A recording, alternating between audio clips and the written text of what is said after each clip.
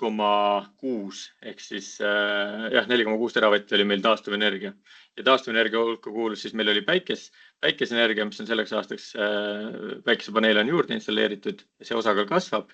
Tuuleenergia, mida on ka mõnevõrra lisandunud ja hüdroenergeetika, see jääb ilmselt samale tasemele ja biomass on siin tähendab ka veel sellise Aasia juhitava võimsusena kasutusel olnud üsna märkimisväärse osa, et 10% ajast tarbimisest. Ja jätkuvalt, mida me näeme seda suurt pruuni sektorit, meil on siis tegelikult üsna suurel määral veel meie energeetika tugitalaks on põlevkivi energeetika. Ehk kui nüüd mõelda, et kuidas me jõuame sinna kliimaneutraalsuse suunas, siis tuleb puhtaid tootmisviise, CO2-vabasid tootmisviise lisada, et siis meil ei oleks tarvidust kasutada niivõrd palju siis fossiilkütustel põhinevaid energiaid, eelkõige põlevkivi, mis on väga suure CO2 jalajäljega ja me peame siis asendama neid puhastega, et üks vahesamm võib olla gaas, mida siin lähisperspektiivis vaadatakse, et põlevkivi energeetika jätkuvalt veel meil siin kestab, mis saab asendada gaasiga, aga siis edaspidi on siis see, millest me täna räägime ka, et tuumaenergeetikal võiks siin ruumi olla, sest et siin paistavad summa summarum sektorid näitavad aasta kokkuvõttes toodangut, aga tegelikult peab energiasüsteem töötama iga päev, iga sekund, iga millisekund ja tootmine ja tarbimine peavad olema tasakaalus.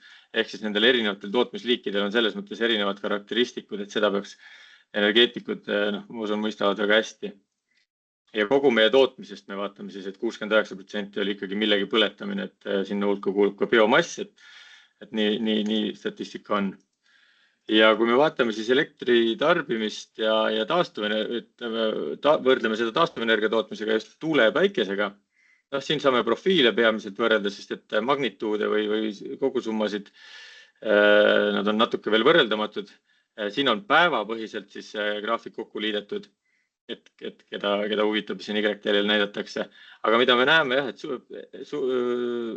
päikeseenergia siis loomulikult enamasti suvisel ajal ja tuuleenergia siis läbi aasta ja siin võib-olla kevadel sügisel võib märgata tuulisemaid perioode, aga on ka perioode, kus üldiselt ühtlaselt üle aasta ja ühtlaselt ebastabiilne.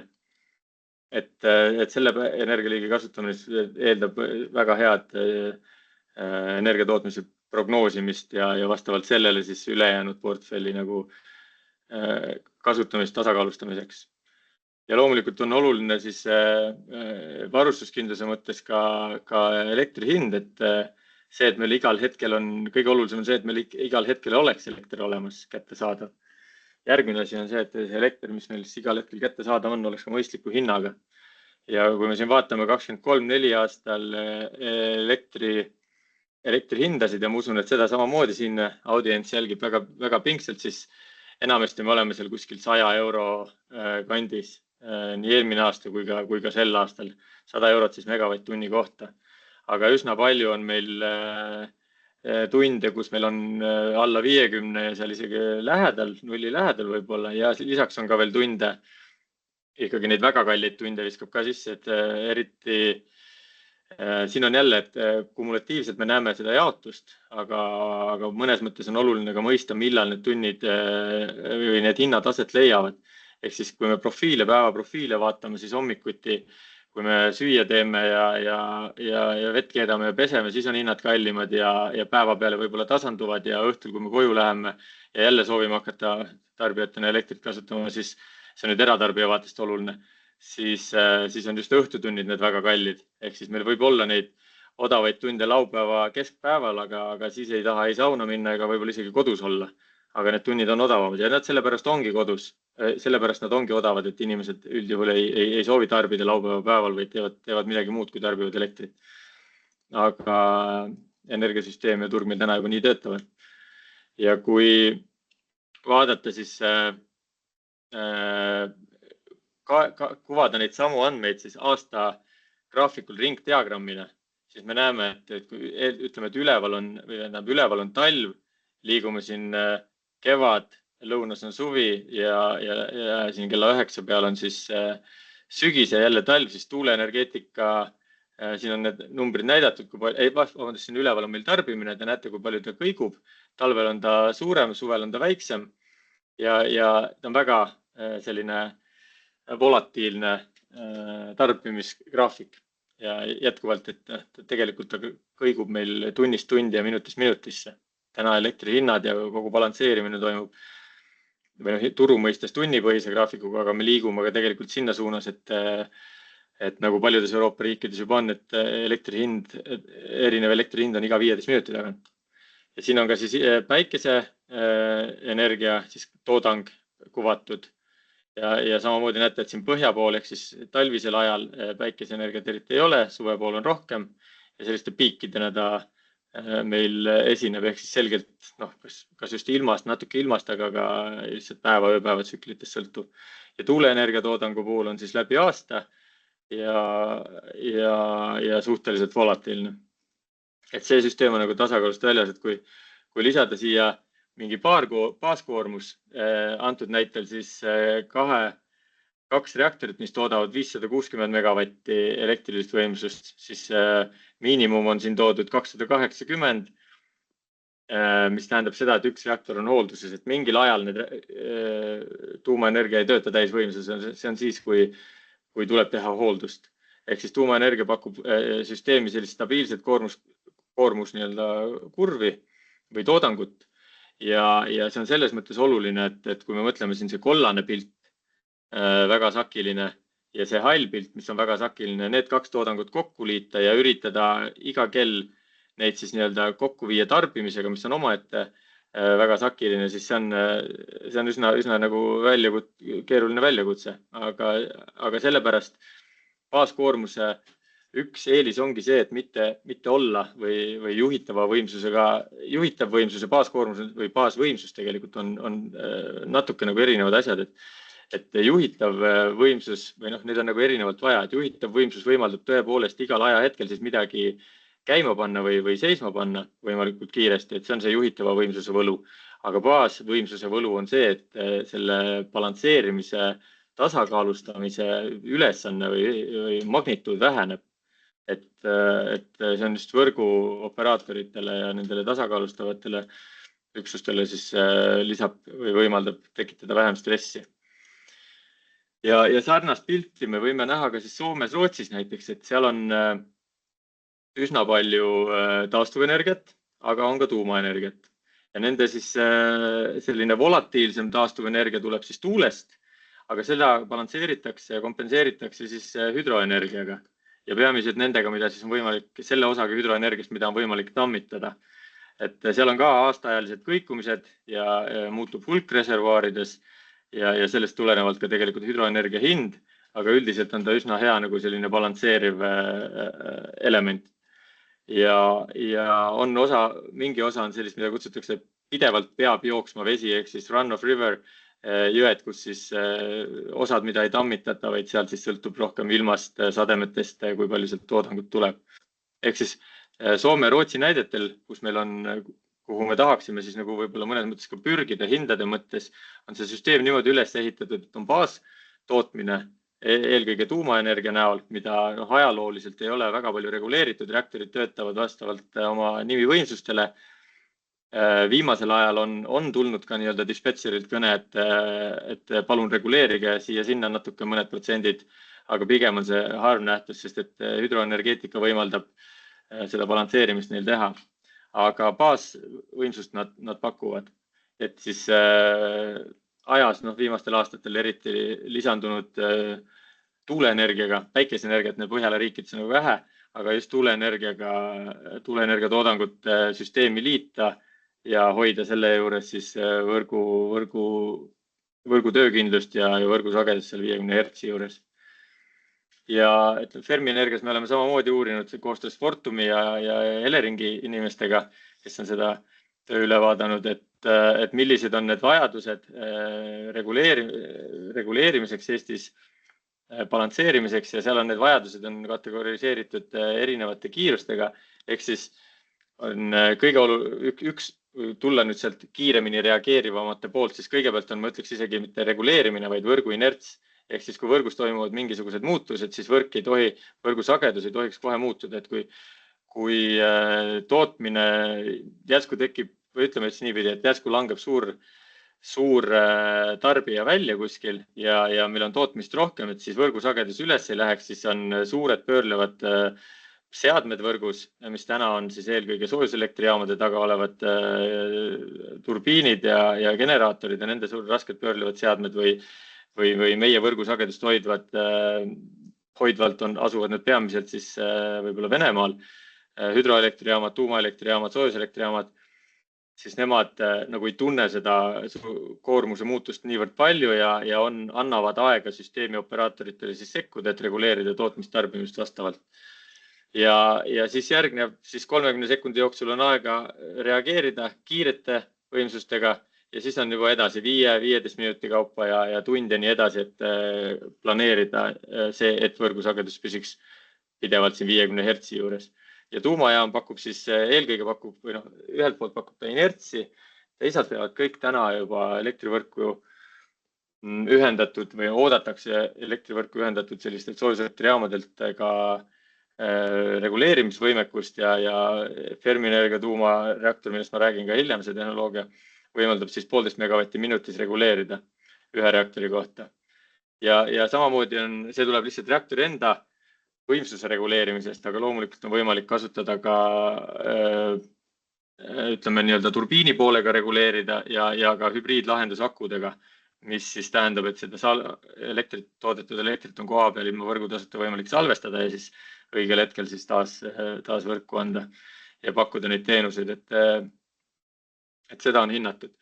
Ja kuidas siis tuumaenergia sobituks siia meie Eesti energiasüsteemi, et ENMAK-i raames, et energiatalgud.ee lehelt on võimalik näha erinevaid uuringuid sel teemal ja üks suur uuring, mis siin selle aasta alguses läbi viidi, oli just, et kliimaneutraalse elektritootmise uuring, mis siis Euroopa Komisjoni poolt telliti ja meie jaoks läbi viidi välisekspertide poolt. Ja seal analüüsiti väga palju erinevaid stsenaariumeid ja vaadati neid siis mitmetest kriteeriumitest. Ja siin te näete, et siin on erinevad aastad, suhteliselt kehvasti on näha, võib-olla teil on suurem ekraan, 2030, 40, 50, ehk siis tuumaenergia stsenaarium. Loomulikult 2030 siin veel tuumaenergiat minu teada ei olnud. Aga ütleme, mis perspektiivist on siis see tuli, aga tuumaenergia stsenaarium esiteks oli ta võimaldas kõige kiiremat dekarboniseerimist. Kui me vaatame siia paremale, siis me näeme, et tuumaenergia stsenaariumis on, et süsinikheitmete summad on konkurentsitult kõige madalamad.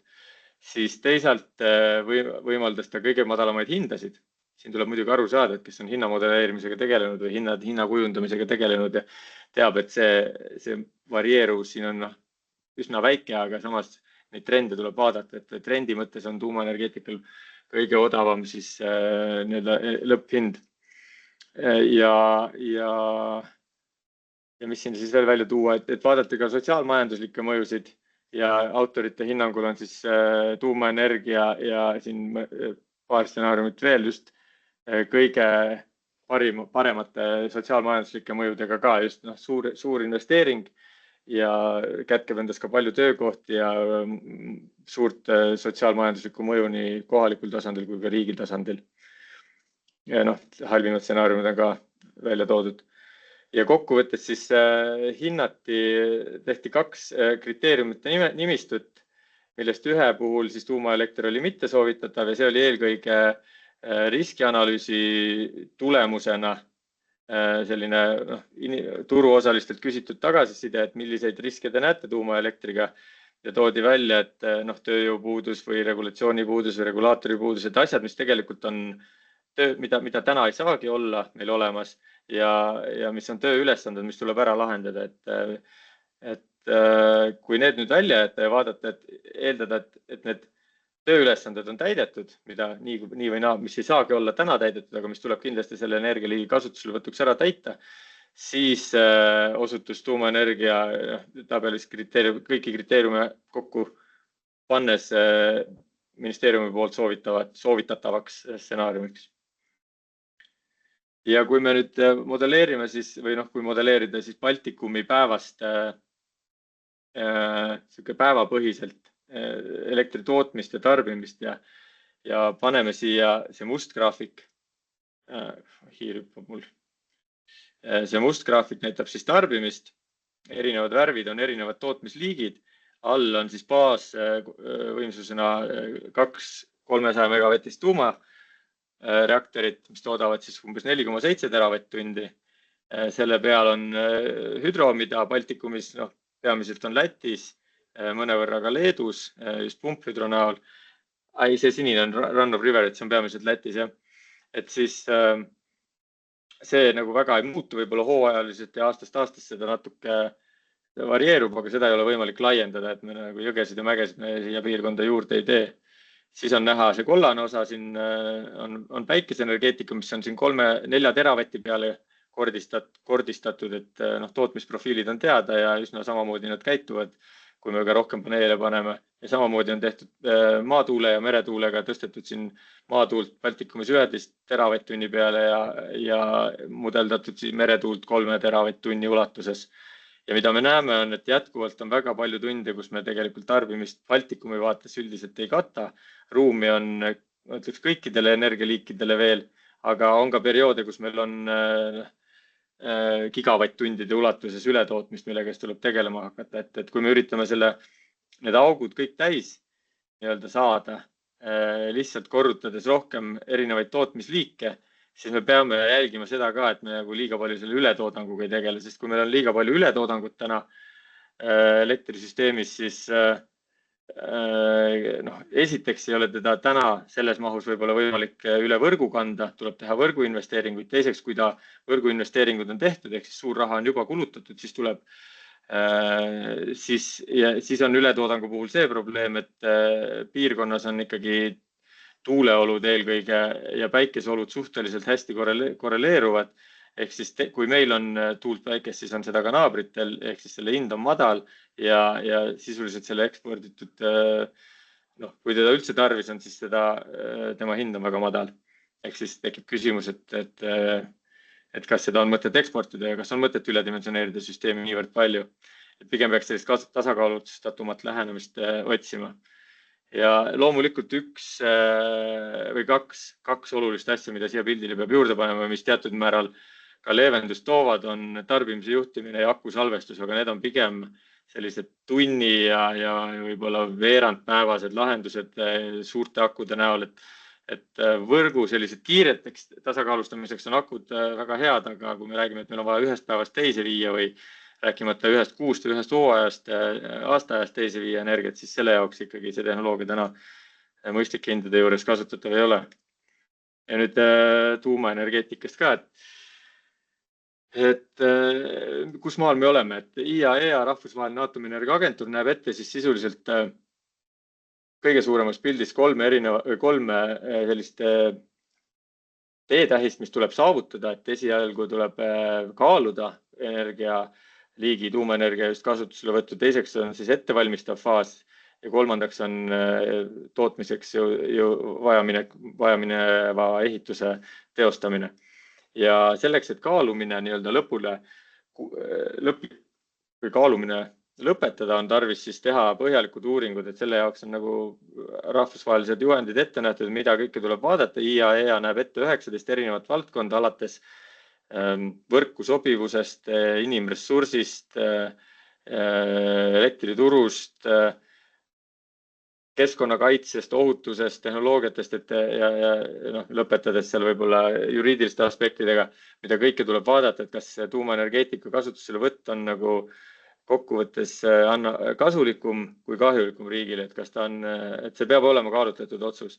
Ja Eestis siis viidi läbi 2021–2023 lõpul üsna mahukas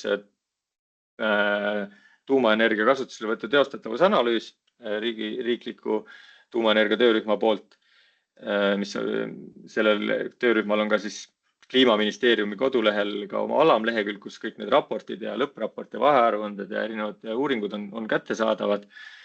Ja selle põhjal siis selle töö vaatas üle Rahvusvaheline Aatomienergiaagentuur ja andis tagasiside, et meil on seis väga hea, me oleme vaadanud pea kõikide, või ütleme, kõikide kivide alla, kuhu on vaja vaadata ja saanud aru, mis meil on olemas, mida on vaja juurde teha ja nägi, et on võimalik edasi liikuda tuumaprogrammiga.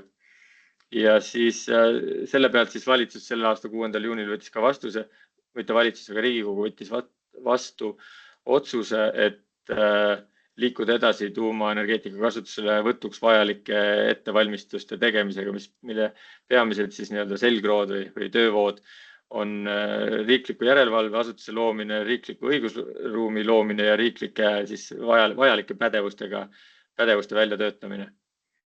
Ja tulles tagasi nüüd Fermi Energia juurde, et Fermi Energia on tegutsenud 5 aastat, oleme teinud 70+ erinevat uuringut, 10 kuni 100 000 eurosid maksvad uuringud ja seda eelkõige oma nii-öelda kodumaiste ja rahvusvaheliste partneritega. Ja siin on ka näidatud siis temaatiline jaotus mis teemade kohta, kui palju erinevaid uuringuid on tehtud. Et kõige siin näete, et inimressursi arendamine on väga palju võtnud keskkonnakaitse loomulikult ja tehnoloogilised aspektid. Ja siin on ka päästevõimekused kiirguskaitse, mis ei ole otseselt Fermi Energia, vaid riigi ülesanded, et meil on see pädevus, aga need uuringud on tehtud riigi vaatest, et sellepärast seal on väiksem fookus. Ja partnerite logosid siit te näete, et meie üheks peamiseks partneriks on näha Vattenfall ja Fortum, Põhja-Euroopa, Soome, Rootsi suurimad energiaettevõtted, tuumaenergeetika valdkonnast võib-olla Tractebel, kes on selline inseneriettevõte, kes toetab kõiki Belgia ja väga paljust Kesk-Euroopa tuumajaamasid ja on väga aktiivne rahvusvaheliselt samamoodi. Ja Eesti poole pealt võib-olla planeerimisvaldkonna eksperdid Hendriksonist, Steiger, maapõue geoloogia eksperdid ja loomulikult ka kõik ülikoolid, kellega me oleme Eestis koostööd teinud. Ja siis projektist, et kus me täna selles vaates oleme. Nagu ma mainisin, siis Riigikogu teadlik otsus tuumaenergia kasutuselevõtu võimaldamiseks tehti selle 24. aasta keskel. Oranž joon näitab, kus me täna siis oleme. Riigi vaatest või tegelikult ka Fermi Energia vaatest, aga riigi juhitud protsess on siis REP, riigi eriplaneering, mis koosneb 2 etapist. Esimene etapp on asukoha eelvalik ja teine etapp on siis selle asukoha välja valitud asukoha kinnitamine või täpsemate uuringute tegemine veel seal. Et selle protsessi käigus tehakse siis strateegilised keskkonnamõju hindamised ja see protsess on aluseks ehitusloa taotlusel. Aga tuumaenergia või tuumaelektrijaama ehitusloa taotlemiseks ei piisa ainult planeerimisest ja keskkonnamõjude hindamisest, vaid on vaja hinnata ka tuumaohutust ja selle jaoks on siis mainitud regulaatori ja tuumaseadus ja valdkondlike regulatsioonide väljatöötamine, millega alustatakse siis nüüd uues tuumaenergia töörühma koosseisus ja 2025 on siis väga töökas aasta saab olema nendes valdkondades.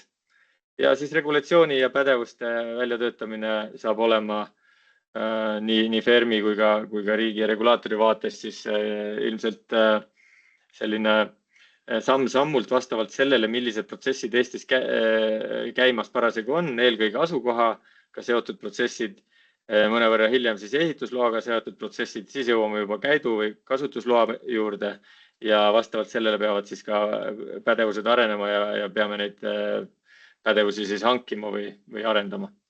Ja Fermi Energia poole pealt tehnoloogia valiku me tegime 23. aastal ära ja selleks on siis kohe tegelikult näitan slaidiga, ma ei hakka siin hüppama.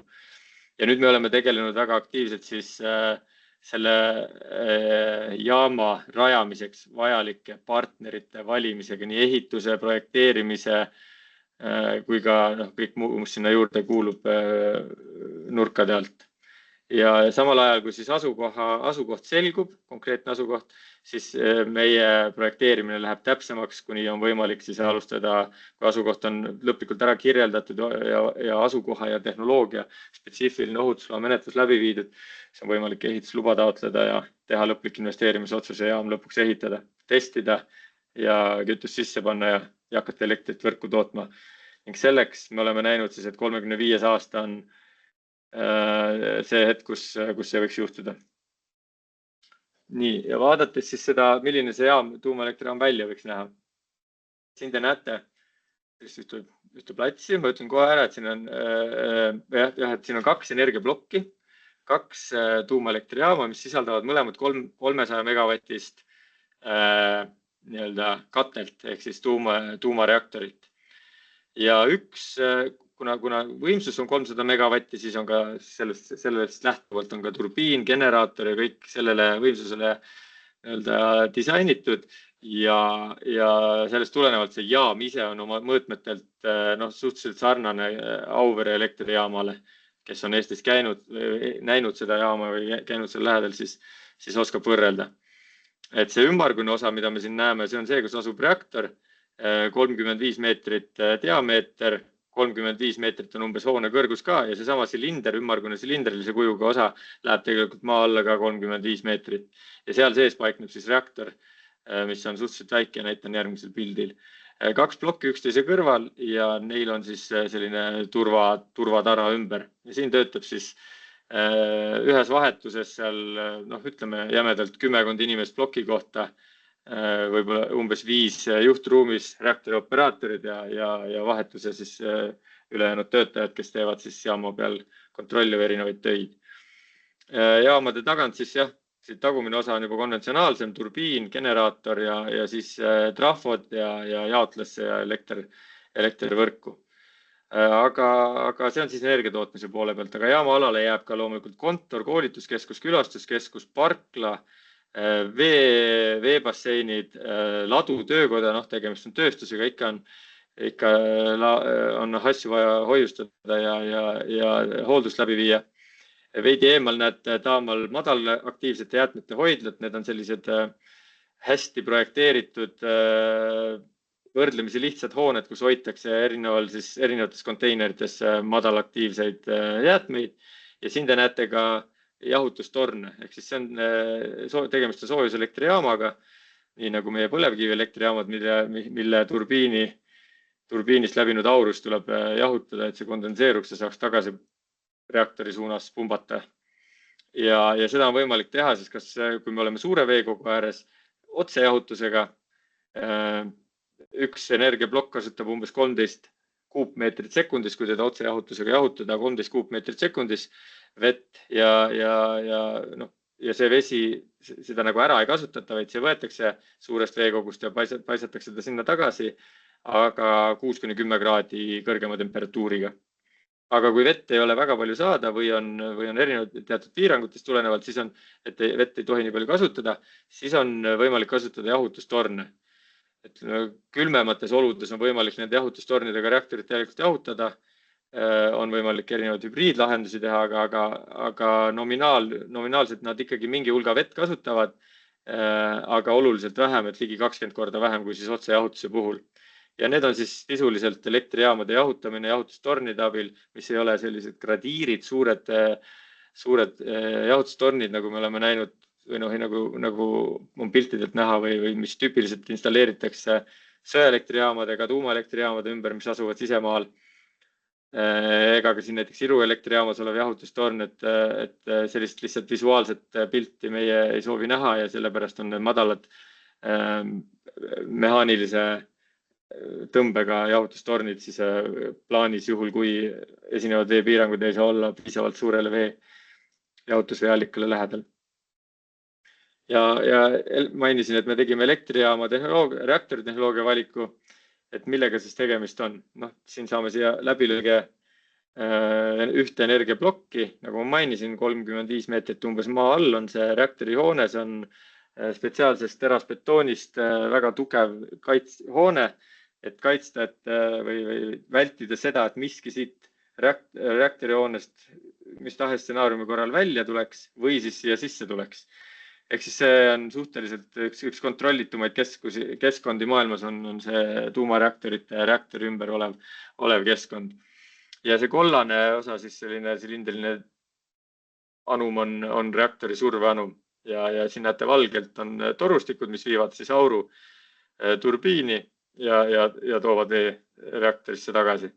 Reaktori kohal on veepaagid, need on ohutuse eesmärgil ja ka kui me tuumkütust vahetame, siis ütleme mingi murdosa võib-olla viiendik reaktoris olevast kütusest võetakse välja, paigutatakse siia basseini jahtuma, värsket kütust läheb üks viiendik peale sisse ja siis mõne aja peab siin kasutatud kütusebasseinis siis kasutatud kütuse jahtuma 5-7 aastat.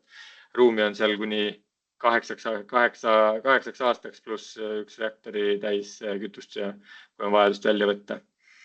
Ja samuti kasutatakse seda vett ka siis reaktori jahutamiseks ja vett ja ohutussüsteemid ja veemahud on disainitud niimoodi, et seda reaktorit siis, kui ütleme, tõmbame voolu välja, lõikame ühenduse välismaailmaga läbi, siis 7 päeva töötab see reaktor, kõigepealt ta sulgub automaatselt, seiskub, reaktsioonid seiskuvad automaatselt ja 7 päeva ei pea inimene midagi tegema. Ja pärast seda on tarvis lihtsalt nendesse paakidesse vett juurde panna. Ja järgmise paagitäiega on võimalik siis jahutada seda reaktorit juba oluliselt pikemalt kui 7 päeva, sest et tuumkütuses kasutatud või ütleme, juba töötanud tuumkütuses olev jääksoojuse hulk väheneb eksponentsiaalselt ajas. Tehnoloogiast jah, nii palju, aga kus see siis tulnud on? Et see on keevaveereaktor. Ühe tsirkulatsiooni ahelaga, mitte nagu surveveereaktorid, kus on veel üks anum vahel, kus tekitatakse auru. Aga siin on jah, nagu ma ütlesin, et aur tekitatakse otse reaktoris ja see läheb turbiini. Ja keevaveereaktorid on seal 50-ndatest juba kasutatud kõige rohkem Ameerika Ühendriikides, Jaapanis, Euroopas, Soomes, Rootsis on need kasutusel olnud, Šveitsis ja peamiselt on, või ütleme, algusest peale on selle reaktori tehnoloogia juures olnud siis General Electric, Hitachi ja Jaapani, Ameerika Ühendriikide ühisettevõte, kes on siis, kellel on sellest kasutuskogemusest tulenevalt 70 aastat siis nii arendamise, ehitamise kui ka käidu ja käidu toe ja hoolduse pakkumise kogemust.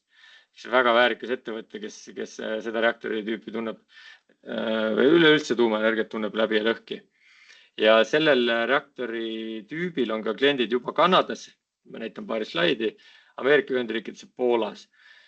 Ja konkreetselt nüüd siis rääkida sellest PVRX 300, siis see PVRX on tähistab boiling water reaktorit, X tähistab siis 10. põlvkonda keevaveereaktorite perekonnas ja 300 näitab siis elektrilist nimivõimsust. Ja mis selle 10. põlvkonna siis võib-olla eriliseks teeb, on see, et kui tüüpiliselt läbi ajaloo on tuumareaktorid läinud ajas aina suuremaks, võimsamaks, et tema eelkäija ESPVR, mida on siin mainitud, mis sertifitseeriti Ameerika Ühendriikides, oli näiteks 1500 megavatti, aga maailmas töötavad ABVR-id ehk Advanced Boiling Water Reactorid on ka seal 1000-1200. Väga võimsad reaktorid, siis 300 megavatine reaktor on see, milles on vähem kütust, vähem soojusvõimsust, seiskamisel vähem jääkvõimsust ja võimaldab siis oluliselt lihtsustatumaid süsteeme. Ja selles reaktori anumas suurte reaktorite puhul tuleb väga võimsate veepumpadega vett ringi ajada, aga selle reaktori puhul siis seda tarvis teha ei ole. Et sellest siin toimub see veeringlus passiivsel moel, vaba konvektsiooni läbi, aga sellepärast ongi see reaktori anum pikemaks venitatud, kui ta tüüpiliselt võib-olla paistab. Või kui ta tüüpiliselt sellise reaktoriga peaks olema, kui me pumpasid kasutaks. Et väga lihtne, et tõmbame lihtsalt sooja ja külma keha asukohad Y-teljel ehk siis vertikaalselt maksimaalselt erinevaks ja juba tekib tiheduse vahest ja temperatuuride ja tiheduse vahest tulenevalt vaba konvektsioon. Ja teine oluline asi on see, et see reaktor on väikseks küll tehtud. Teine asi on see, et ta on viidud maa alla ja kasutatakse selliseid modulaarseid seina ja ruumi komponente selle reaktorihoone rajamiseks. Aga siit edasi ülejäänud osa, ütleme 90+, 95% reaktorist on tegelikult standardkomponendid. Turbiinisaarel komponendid, mida oleks võimalik nii-öelda off the shelf või võimalikult kiiresti tarnida. Et meil ei ole huvi teha projekti, kus iga teine komponent või ma ei tea, kraana ehitusplatsil oleks ainulaadne maailmas, et see ei ole tõhus. Ja samamoodi ka reaktori poole pealt vaadates reaktori anuma materjalid kasutatud väga paljudes reaktorites, tuumkütus täpselt sama 20 000 pluss reaktoreid, tuumkütuse elementi on kasutatud juba keevaveereaktorites üle maailma, et täpselt sama reaktori kütus, reaktori sisesed struktuurid, kõik maailmas juba pikalt kasutusel olnud. Et lihtsalt on tehtud väiksemate või vähem kütuseelemente kasutav reaktor. Ja jah, et need tarneahelad just olemas oleks. Ja siis asukohast ka rääkides, et meil peab olema tehnoloogia alati, et tuumaenergiat kasutusele võtta, peab olema asukoht, kuhu see tehnoloogia panna ja lõpuks peab olema inimesed, kes selle tehnoloogiaga hakkama saavad. Ja kui ma räägin siis asukoha valikust ja riigi eriplaneeringust, siis asukoha valik, ütleme, tuumaenergeetikas käibki niimoodi, et esialgu viiakse läbi tervet riiki vaatavad alauuringud, et tuvastada siis piirkonnad, kuhu tuumaelektrijaam võiks sobida või kus välistavaid tegureid ei tuvastata. Ja nendest piirkondadest siis järgmise etapina tuleks valida välja siis parim ala või alad, kui on soov mitut jaama või reaktorit rajada erinevatesse kohtadesse. Ja siis tuleb projektides välja valitud alad ära kirjeldada. Ja alles siis on võimalik minna teha siis asukoha spetsiifiline lõplik disain vundamendil, jahutuslahendusel ja nii edasi. Ja meil siis see on rahvusvaheline protsess tõlgitud küll eesti keelde, aga meil see ala valik ja ala täpsem kirjeldamine langevad kokku siis Eestis kehtiva riigi eriplaneeringu protsessiga, mis on kaheetapiline ja oma sisult hästi sarnane sellele, mida tuumaenergeetikas elektrijaamadel asukoha valikuks ette nähakse.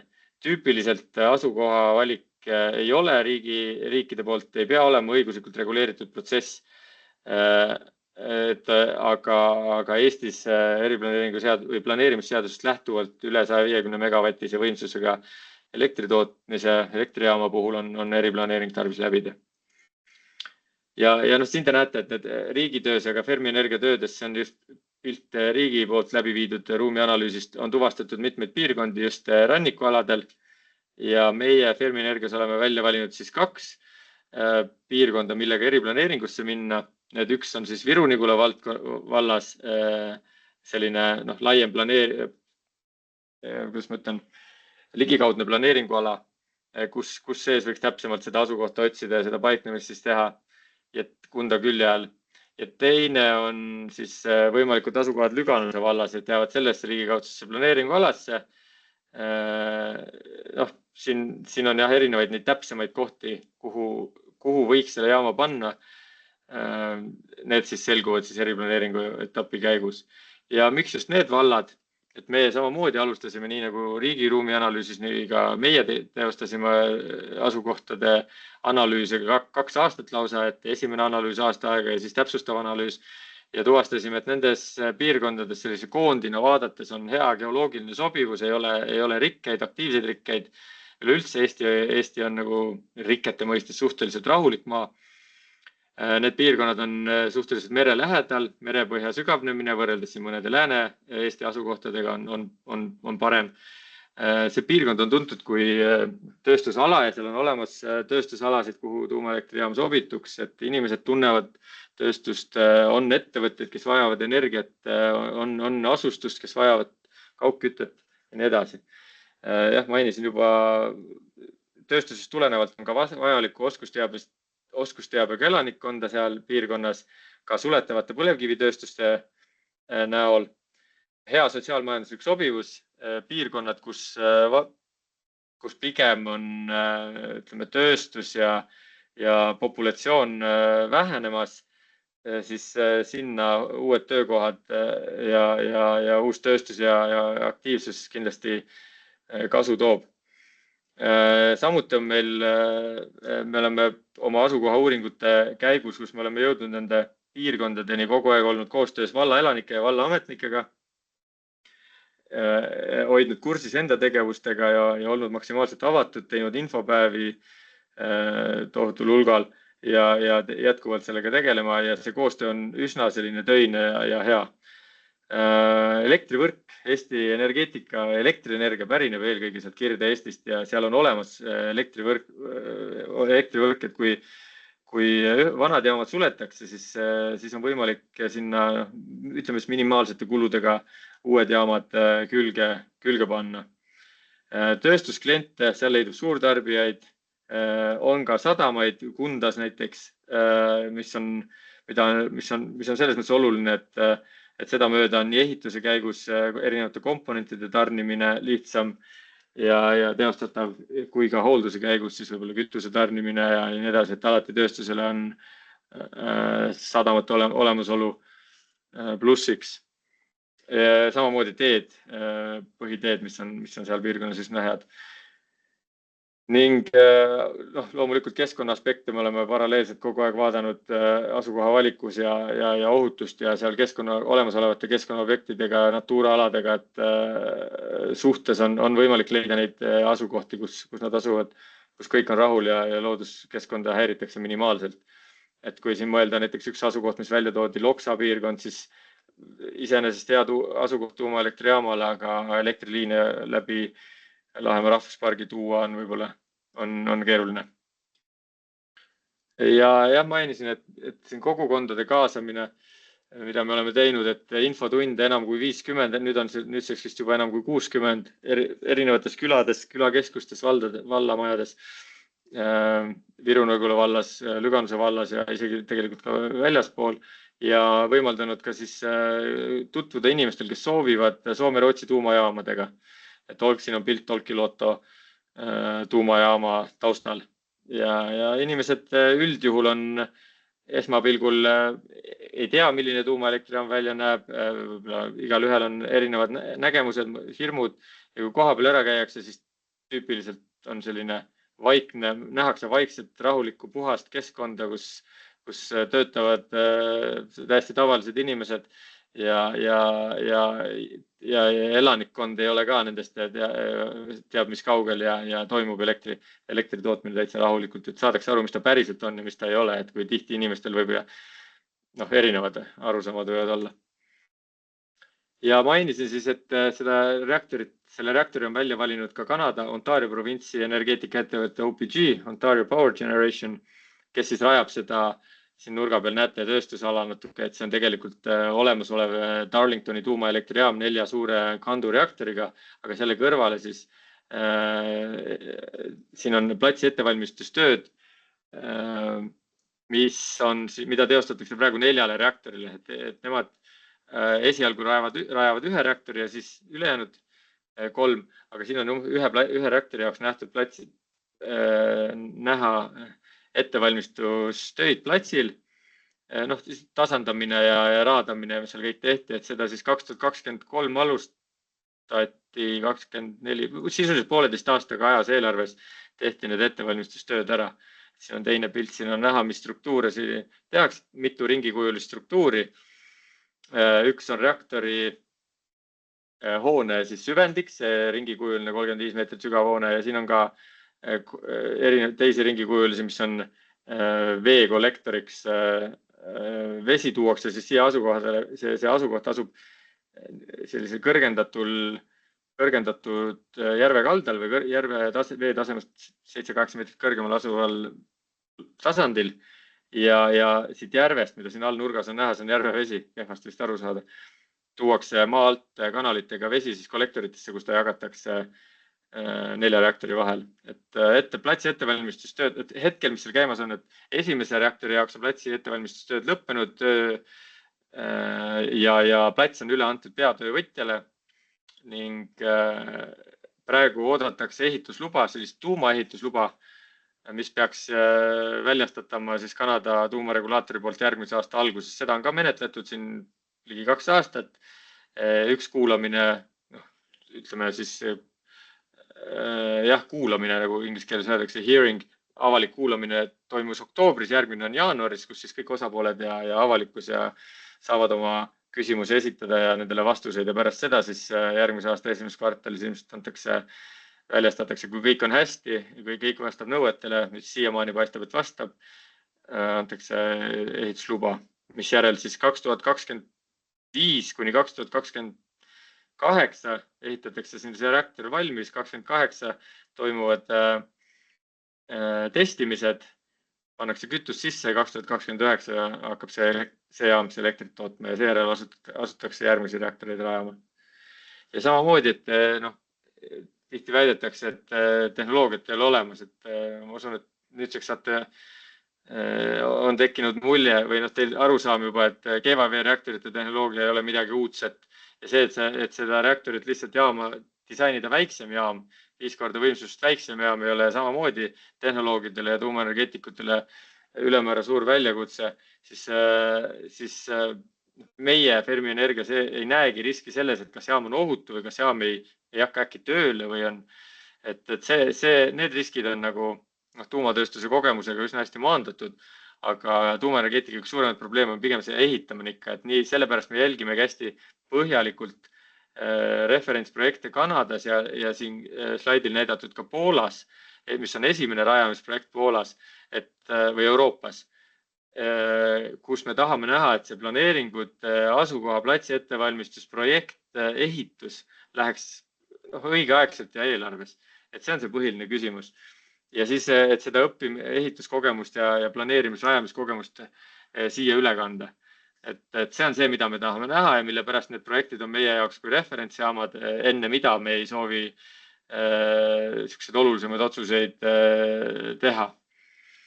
Ja mis seal Poolas siis on, et selle eelmise aasta lõpus juba siis sealne Kliima- ja Keskkonnaministeerium andis põhimõttelise loa 6 elektrijaama jaoks 6 erinevas asukohas. Selle aasta alguses kinnitati esimeses nendest KMH programm ja rajaja OSGE ehk siis Orlen Synthos Green Energy on ka avaliku ettevõtte, eraettevõtte, ühisettevõtte koostöös reaktoritehnoloogia tarnija General Electric Hitachiga, jaapanlaste Hitachiga veel eraldi, Aeconiga, kes on peaehitaja Kanadas, OPG-ga, kes on tellija Kanadas ja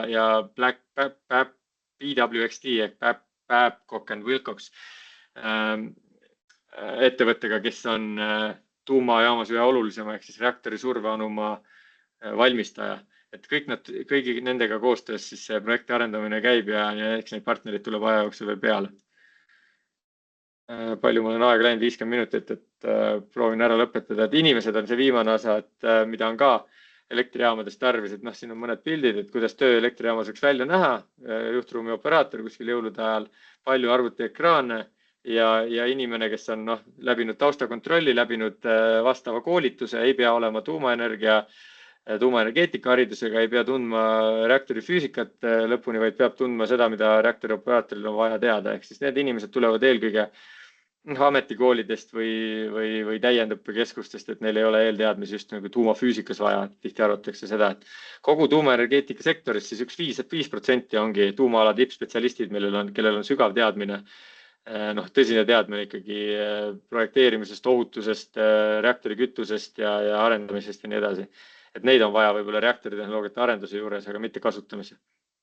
15% on siis head spetsialistid, kes on koolitatud tuumaalal töötama, eelkõige kultiveeritud ohutuskultuuriga igalt poolt ja töötavad siis erinevate protsessidega hooldusmeeskondades, teostavad järelevalvet, mehaanikud, elektrikud, keemikud, et teevad selliseid spetsialistitöid.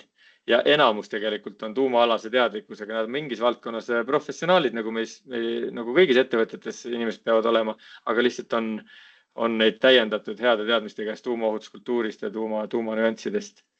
Selleks, et need inimesed olemas oleks, et huvi on täna ikkagi Eestis väga, väga suur selle valdkonna vastu, et kui me anname loenguid siin TalTechis või slaidilt näete ka kaasaegne tuumaenergia, reaktori füüsika kursus TalTechis, tuumatehnoloogia seminar Tartu Ülikoolis ja väljatöötamisel on TalTechi Virumaa kolledžis täiendõppeprogrammid ja erinevad kursused, siis me näeme, et see tudengite huvi on väga suur. Samuti korraldame suvekoole, kellel huvi on, jälgige meie kodulehte või võtke ühendust, tuleb ka järgmine ja väga, väga vahvad üritused, et inimeste puudust tarulises mõttes täna kindlasti puudust välja tuua ei saa ja huvi on ka väga suur ja sellest tulenevalt on ka Eesti õpilased siin viimase 5 aasta jooksul, me oleme vist juba, kui ma eksi, siis 6 inimest on läinud magistriõpingutele välismaale, keda me oleme toetanud 1000 euroga kuus terve 2 aasta õpingute vältel ja samuti ka Eestis siis on meil stipendium,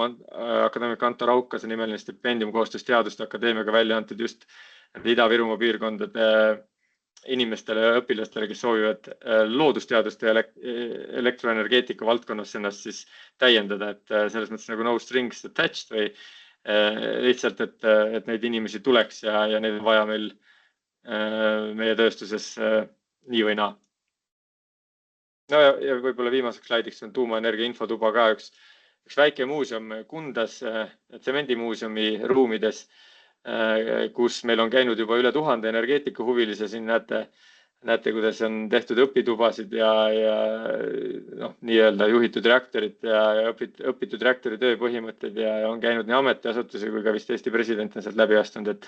Et väike, aga tubli tuba, mida külastatakse ja koha peal tekitab üks võimalus jälle, mida õpilastel, noortel ja ka vanematel inimestel vaadata. Aga sellega ma lõpetaksin ja võtaksin küsimusi.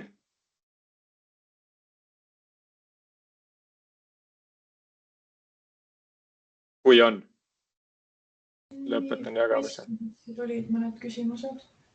Vestluses, avan chati ja võin hakata. ENMAK ja SEI stsenaariumid tuleviku energialahenduste tootmismiks osas erinevad, no siin võib-olla Indrek küsib, et võib-olla peaks SEI oli osaline selles kliimaneutraalsele elektri tootmisele ülemineku uuringus samamoodi. Siin peaks täpsustama, et mida seal on mõeldud, kas tulemused või eeldused on erinevad, et alati modelleerimine on selline tänamatu töö, et ega ta kunagi kindel võib olla selles, et täppi ei lähe neist ükski, aga sellepärast ongi hästi oluline teha, mida mina nende analüüsides tähele panin, et kui me oleme mingisugused eeldused võtnud, siis me saame mingid tulemused, aga tuleks ses mõttes, et ei eelda. Ja aitäh.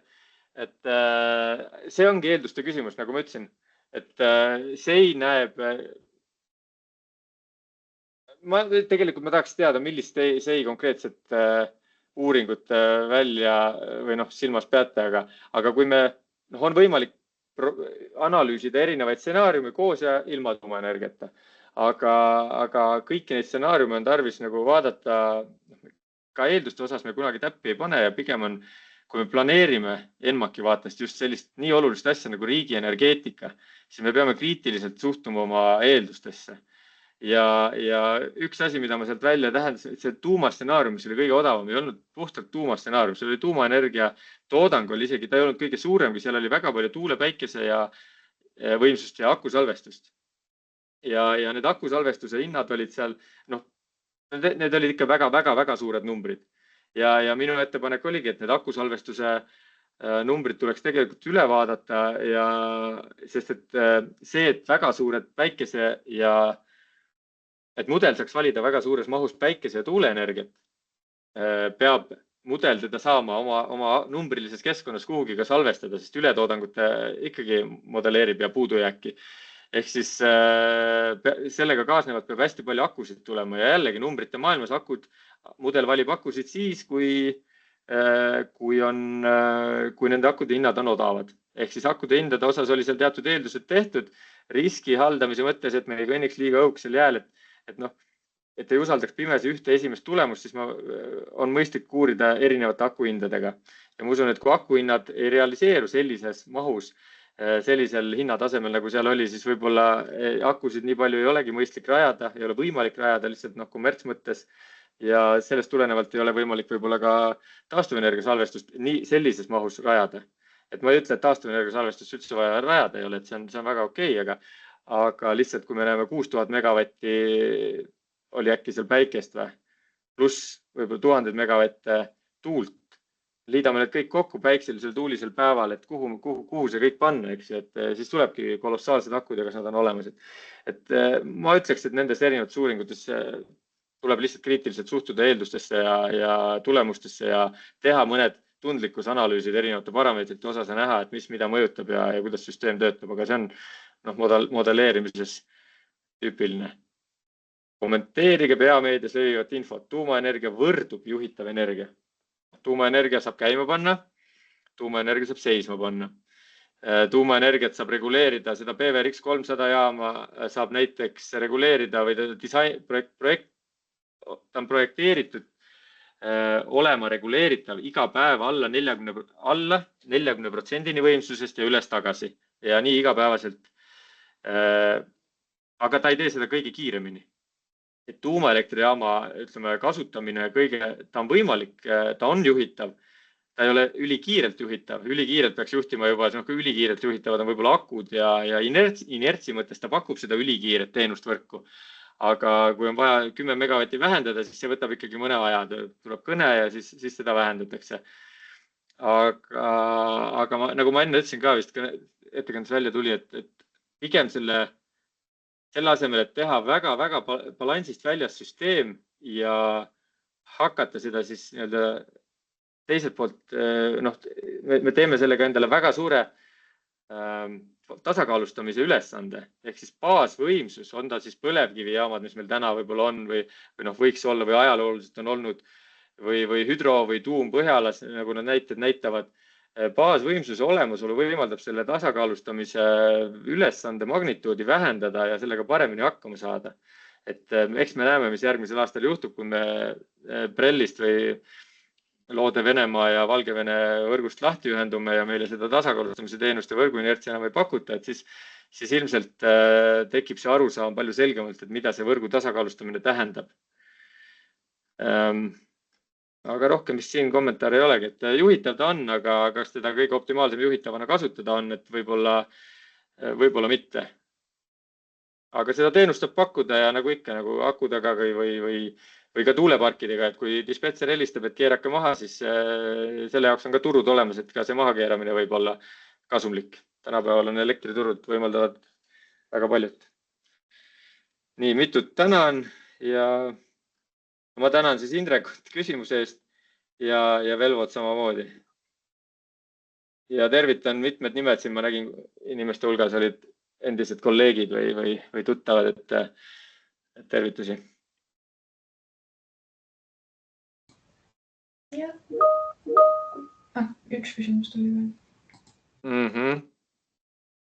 Ja, oleme Steady Energia väga lihtsa, suhteliselt väikese, madaltemperatuurse kaugküttereaktoriga väga hästi kursis ja